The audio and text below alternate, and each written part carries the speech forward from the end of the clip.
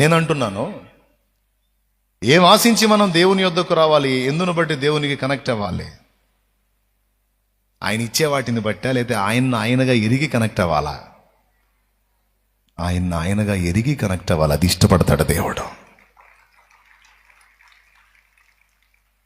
ఏమి నా కుమారి, నీకేమి ఇచ్చానని నన్ను ఎంతగా ప్రేమిస్తున్నావు?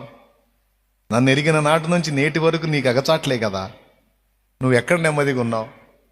ఎక్కడ సమాధానంగా ఉన్నావు? అడుగడుగున నీ కలతలే కదా, శ్రమలే కదా, గాయాలే కదా. మరి నన్ను అవాయిడ్ చేయాలి, మైమరచి పరవశించి నన్ను మయంపరుస్తున్నావు. ఏం ఒరిగిందని? ఏమి నా కుమారుడా,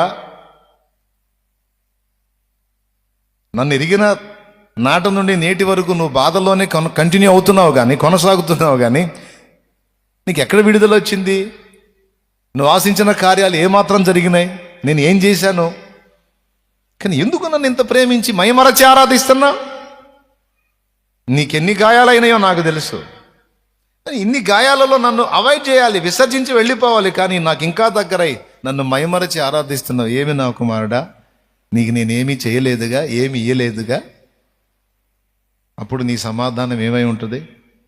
ప్రభువా, నువ్వు ఇచ్చేవాటిని ఆశించి కాదు తండ్రి, నిన్ను ఎరిగినందున, నిన్నుగా ప్రేమించినందున నేను ఇక నిన్ను విడిచి ఉండలేను ప్రభువా.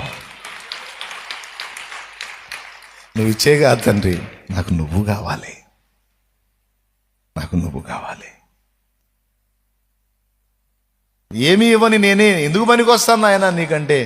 నీ వ్యక్తిత్వ సౌందర్యం నన్ను ఆకర్షిస్తుంది ప్రభు. ఈరోజు ఇవ్వకపోతే రేపు ఇవ్వకపోతే ఈ జీవితం మొత్తం ఇవ్వకపోయినా పర్వాలేదు, ఏమీ జరగకపోయినా పర్వాలేదు, నాకు నువ్వు కావాలి.